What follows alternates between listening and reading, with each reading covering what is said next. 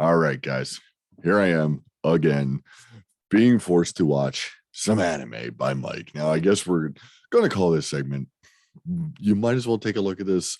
You better watch this or else. I don't know. I'm going to come up with a different title every time just to see what happens. But this time, this week, Mike has chosen for me a anime series from 2018 from Netflix called Devilman: Crybaby. Now, originally, this was a Mike told me an intended retaliation for when I made him watch the movie Society from 1989, which, if any of you have watched, I apologize. Yet again, I don't really apologize because you should say it. You should have those images in your head. That's how life should be for you now. Anyway, this show, which you can tell I'm in recording my video from my Sabbath party in my underground church, and just off camera, there's a bunch of sex and drugs and orgies and demons and all that kind of. It's all happening very off camera. You can't see it, but it's there. Um, Akira back here. I keep wanting to call him Akira, like the other movie. Akira back here. He has recently turned into a devil man, which means that he is essentially Blade. Basically, he's a demon with the heart of a human. So he's got human thoughts and hearts and all that, and a heart and all that and feelings, but he's got the powers of a demon or a devil man. So he is our hero essentially. Now, this show is based off of a manga series from 1972. Now, I am saying these words, even though I know what manga is. I know they're comic books. Anime is the animated version of that. Again, not an anime guy. You've heard it numerous times if you watch it, if you listen to our show. Not an anime guy. Mike, anime guy. Me, not so much. Now, with this, on the other hand, when I started watching this, Mike even told me, he's like, look, here's a couple episodes to watch. Just hunker down, see what you can do. Figure it out. He was like 1, 2, 8, 9, and 10 or something like that. He had me skip like the entire middle of the show. There's only 10 episodes of it. So I sat down, started watching the first episode. I'm like, oh, okay. So right off the bat, this theme song rips. It is a club banger, as the kids used to say. It was like, I'm dancing on, I'm like, yeah, like I'm like techno dancing and all that stuff. I'm like, yeah, what are we gonna do? This is awesome. And then we meet these kids, basically. And one of them is named Ryo, and he sounds like Michael Cera. His haircut is terrible. It's like this blonde bowl cut that kind of makes him look like, well, he looks like a penis. That's essentially what he looks like. And he sounds like Michael Cera, so he's basically Michael Cera. And I'm like, he's talking to little Akira, who's crying over a little cat that has just recently died in a box and he found on a mountainside and whatever. You find out what that's all about at the end of the series. But it turns out that these are like lifelong friends. They've been together forever, whatever. I'm like, okay, sure. We got some best friends here. We're doing this thing. Akira cries a lot. I'm guessing he's the crybaby. Turns out he is. He's the crybaby. Everybody makes fun of him for always crying. I was like, that makes sense. That makes sense. I guess I would do that too. Ryo, on the other hand, he pulls a box cutter out and he wants to kill this cat. Like first thing, this stray that they find. He just wants to straight up box cut this thing. I was like, whoa. All right. So we're dealing with like a good son situation here, maybe. Who knows? Well, it turns out. And by the way, before I go any further, full spoilers. I'm doing full on spoilers for this show. Everything that I'm going to talk about is a spoiler going forward. So if you don't care to hear those, stop right now. Go watch the 10 episodes on Netflix and come on back, and I'll be waiting for you. Maybe Mike will pop up a spoiler like here or something like that. And if he doesn't, just wait a couple seconds, come back, and then we'll talk some more. All right. So I'm going to give you 5 seconds. 1, 2, 3, 4, 5. All right. So you've watched the whole show. You're coming back. Here's your full spoilers. So it turns out that Ryo is Satan. He is the devil himself, the fallen angel, Lucifer, all of that.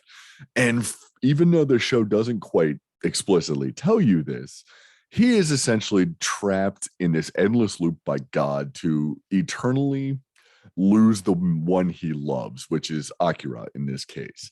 And there's these unspoken, except for one case, LGBTQ plus themes here going through it. There's a lot of allegories going on.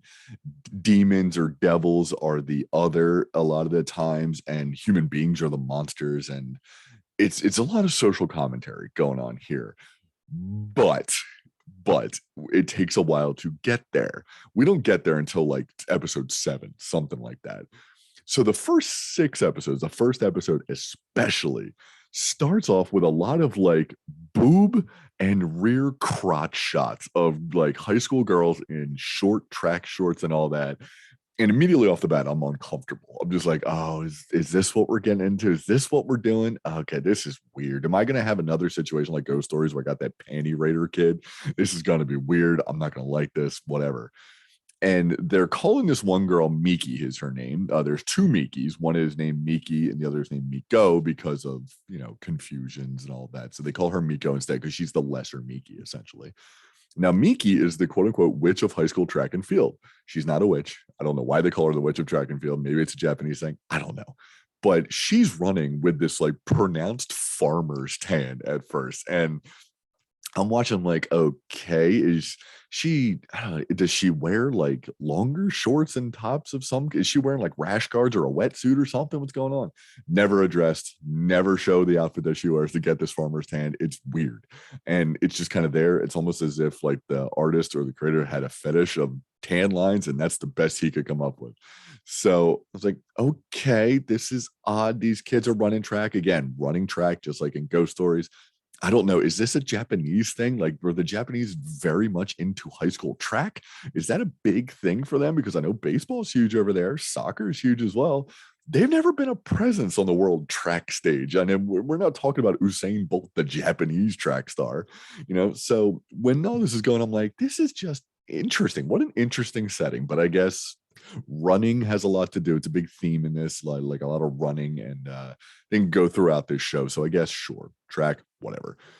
And then out of nowhere, this dude gets murdered with a track cleat for no reason. He's just a guy gets stabbed with a track cleat, and it's off to the races from there. I was like, okay, now we're getting somewhere. We're getting somewhere. And then Ryo shows up.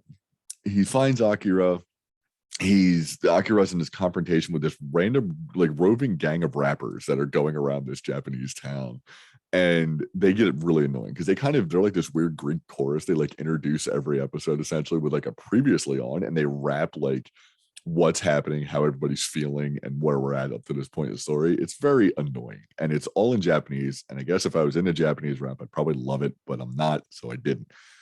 Now, Ryo shows up, kidnaps Akira, saves Akira, whatever, and they go hunting for devils. And the devils are demons. And the first place they go is, like I said, this Sabbath Party. Sabbath parties are essentially just underground orgies where people take drugs and they just bang out. They go crazy. They're swapping fluids, everything. I think Mike in his intro mentioned the Hero Gasm episode of The Boys. It's kind of like that, except a little more intense. But this starts off, and the first thing you see when they go into this thing is this hot girl. She's topless, except she's basically naked and definitely topless, except for like this like small ballerina tutu essentially. And she's like the drug girl. She's handing out drugs. She's a drug waitress, whatever.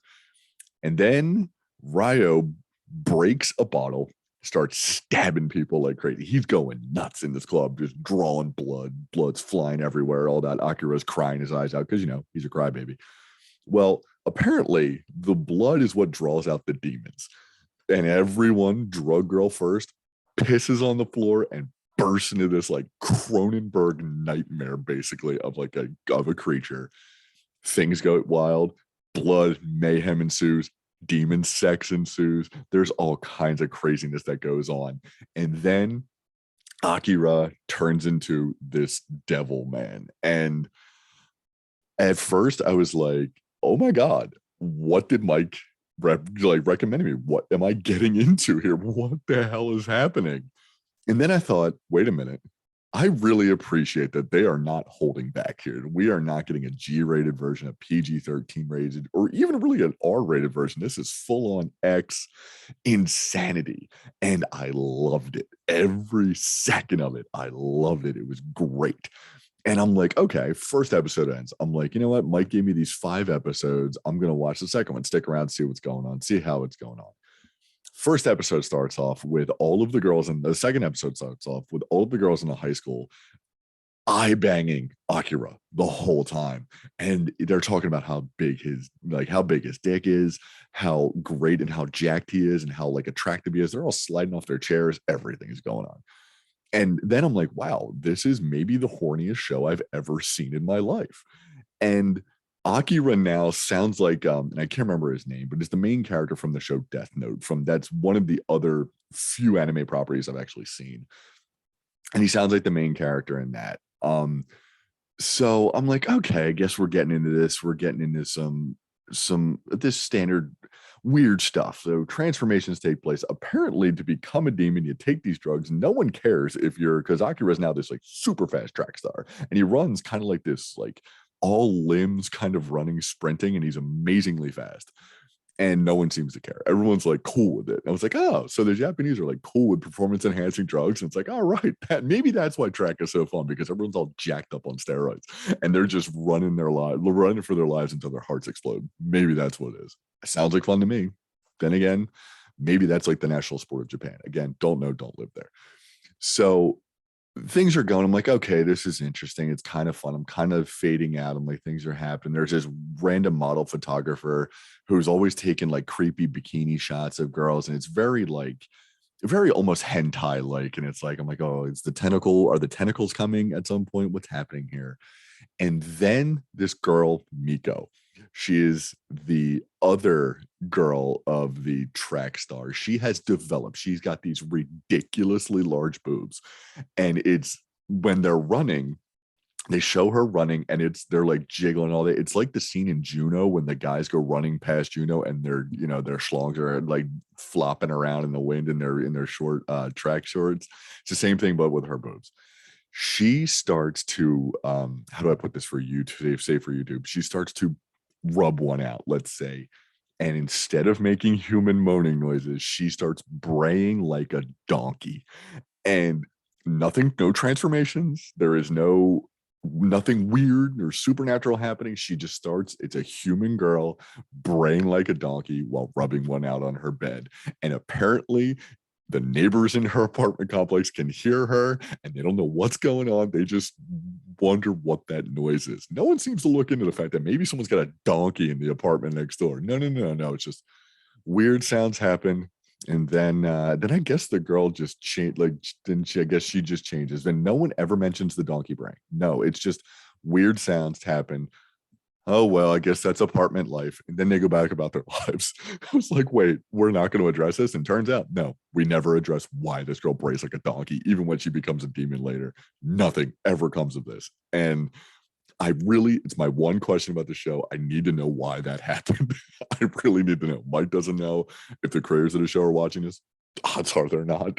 I would love to know. If anybody actually knows, I would love to know the answer to that, because it's weird. It's just very weird. But it's also the kind of thing in an anime show that I'm kind of like this, especially after the Sabbath Party, that I'm kind of wanting more. I'm like, I want some more weird stuff like this. Well, turns out I absolutely will get it later. Now, as we move through the series, some more like very like step sibling like porn instances, or like vibes are coming up between Akira or the real Miki, I'll call her, because Akira's parents are away on business or something, so he's a quote unquote freeloader with Miki's family, and her little brother Taro is a guy that plays a big role later. But he just kind of like hangs out there, and there's this very like, will they, won't they? Does he like peep on her? At one point, she's very objectified, and her outfit is very see-through to him, and you see all of her essentially. And it's very like, what's happening here? What are we doing? Is this what we're really going for? Is it the incest that we're going for? What's happening? This is odd. Even in this show where demon sex clubs happen, this is weird. And I was like, okay, let's just go with it, And so these other demons and Devilman start to show up in this universe, one of which is this girl, Serene. Her devil comes out when, you guessed it, just like Miko, instead of braying like a donkey, when Serene rubs one out, she turns into her devil man. So that's how she like unleashes the change. It's like her full moon for a werewolf, essentially. And when that happened, I was like, you know what? Just when I thought I was out, you pulled me back in. You know what, Devil Man, you got me. I'm back. So let's see where we're gonna go from here. And there turns out that there's a lot of very like the allegories of puberty and growing up and being a teenager and feeling your body change, all that. It's all very, it's not subtle, but it's all very present and very at the forefront in the first like I said, 6 or so episodes of this show. It's very much a weird coming of age thing. Like the hormones and all that turn you into this other kind of creature, essentially, and like it's this transformation metaphor, all that kind of stuff. So then Miko becomes possessed as a demon as well, because she takes the drugs to become, she goes to one of these parties, she takes the drugs to become faster, and she starts becoming the track star as well. This is also the same episode where Akira wakes up from a wet dream after having ejaculated on the ceiling. Like, I'm talking, he repaints the ceiling, lots of it. Like, you've ever seen Scary Movie, it's like in that movie. And I was like, okay, now we're still on the same page of the weirdness that I thought this is going to be fine. Okay, this is odd. And then episode 6 happens, and there's more step sibling porn vibes, but then we get the outright gay character of this other track star who just randomly shows up as a student. He's gay, and he's having explicit sex with his boyfriend, turns into a demon and kills him.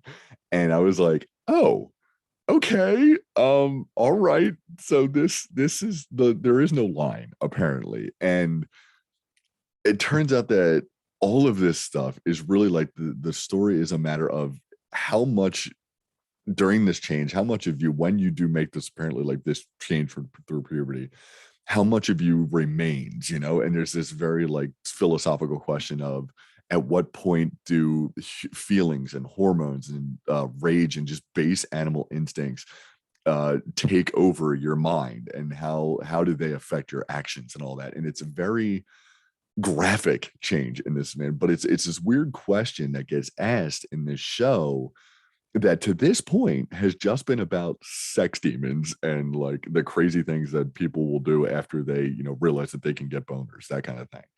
And the whole time, this Miko, other Miki, is running around and her boobs are still gigantic, even as when she's made the change. Because when you make the change to becoming a devil man, you become like gorgeous, apparently, or very sexually attractive.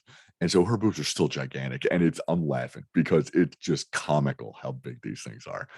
And then at one point, we get a guy who's listening to there's carnage going on all around. The guy's listening to his earbuds. We get the old bit of a guy listening to earbuds, doesn't know what's going on, is completely oblivious because he's lost in the music. And then he gets trampled and eaten by a demon. And I was like, oh man, that's a nice twist. He didn't survive like everyone else does. He actually becomes a victim, like you would if you were just ignoring carnage that's happening around you. So then I'm like, oh, this is fun. This is weird. I'm gonna see this through. But then episode 7 happens, and like I said with episode 6, things change. But in this one, the like psychosexual weirdness kind of disappears, and what we get now is the standard good versus evil. How far will human beings go when they are pressed into certain situations and they're panicky and they're facing a fear that they can't understand?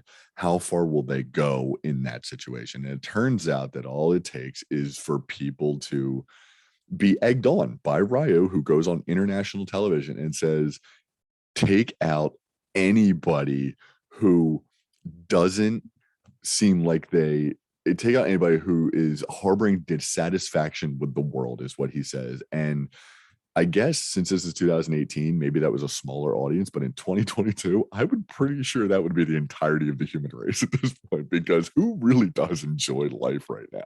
Like you have to find you have to find your joy where you can. And somebody makes that thing and says there's demons in the world, they're real. Hunt the people who seem sad. There's gonna be a lot less people real fast. And I was like, oh, so this guy's full on villain now. And he kind of inspires this uprising around the world of roving gangs of people that are just hunting people they think are different. And it's that old trope. It's like this everything that always happens in zombie movies with The Walking Dead. It's become a recurring thing. And the question then becomes, who is the bigger monster? Is it the monsters, or is it the people who are acting out of fear and blah blah blah and all that?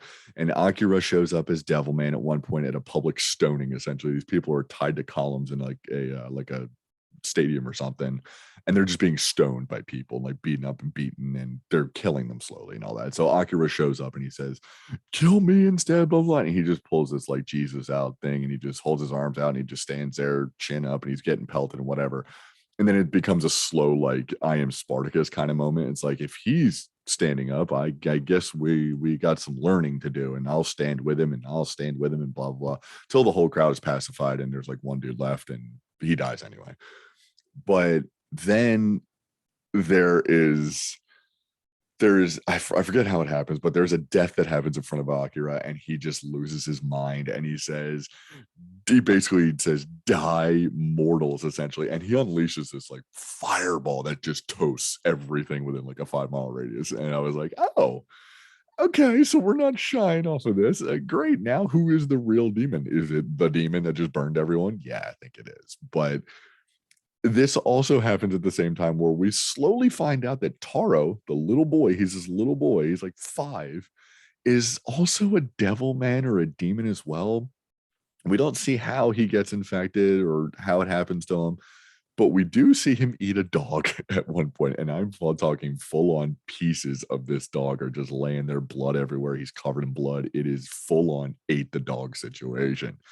And it was at this point that I was kind of like, oh, so this show will not be holding back. There, even what I've seen up to this point, they haven't had children eating animals, and of course, that's what we get. And then later we find out that Taro has eaten his own mother as well. It is completely insane, completely insane. And I haven't even gotten to the craziest part of this show yet. All of this is nuts. Haven't even gotten to the crazy part. I haven't even gotten to the fact that there's a character named Psycho Jenny. Hopefully, Michael put a picture of her right here in her beast demon form, where she looks like a little Furby essentially, and it's hilarious and creepy all at the same time. But it's stuff that, like, when I think of anime, that's what I think of, this weirdness. It's like something out of Princess Mononoke essentially. She could be like a forest demon. So then episode 9 happens, and if you're familiar with Game of Thrones or any of those original seasons of Game of Thrones, they always made sure episode 9 was when something went down. It's when Ned Stark died. It's when the Battle of Blackwater, I think, was in the second season. All kinds of stuff happened, and episode 9 is when shit hit the fan essentially. In this one, you find out that there is a everyone is kind of hunting everyone, and the Mikis and Miko and Miki are definitely being hunted. And there's this weird like bisexual kind of theme going on here with the witch of the track and field, that Miki, and Miko, who is now a demon. There is this like, I've always loved you situation, like I've always hated you, jealous of you, whatever, and there's a lot of sexual tension, let's say. And at one point at the end of this episode, Miki and Miko die, and Miko is in her demon form. She gets slaughtered and killed. Miki gets like butterflied open in the back like a choice cut of steak, basically. And Akira happens upon the celebration that's taking place after this, where there are severed body parts, and I'm talking like boobs, torso, arms, hands, feet, legs, heads, all that are on sticks, and people are dancing around like celebrating in this fire and all that. And actually, it might be this point where I think I was confused earlier. This is the part where Akira says die mortals, and he unleashes the fire and kills everybody. And it's insane because you're looking like straight up I'm seeing severed boobs. I am seeing severed heads. We're not holding back. This is not your mom. This is not your mama's anime. This is not your kid, little sister's anime, that kind of thing. This is full on adults only insane stuff.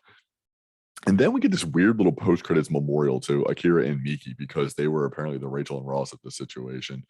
And then the last episode happens, episode 10, and it gets to the full-on revelation that Ryo is Satan. And you get this whole story of how he was fallen angel. He had to come back. He had to figure out after the Ice Age that got rid of all the demons. He had to figure out how to become a demon again. He had to learn how to be a demon again, and he took over. And it's kind of convoluted, but it's also kind of a situation where it's like, oh, we're at the end of our show. We have to figure something out. We have to give a story here now because we haven't alluded to this at all up to this point. We have to do some dumping here, and then we have to have this final battle, which is Ryo and Akira are fighting, and it's a great fight. It's awesome. It's cool. And then Akira dies. Our hero is dead at the end of this, and the bad guy has won. The Earth is just completely going to be overrun by demons. But then God basically nukes the planet, and everyone dies. Everyone, the entire Earth existence is gone. And it's very depressing. But at the same time, I didn't not see it coming. It's like I knew something weird was going to happen, but especially when you add in the Satan Lucifer element of it all, it's like, okay, something's got to go down. I mean, Akira's might win, maybe he'll be a hero, but apparently he's not, because he's getting his limbs cut off. Other Devilmen are like Voltroning onto him to give him replacement limbs. It's very cool visuals, but I did not expect our hero to die. Now, I don't know if this is a theme in anime. Again, not an anime guy, so I don't know.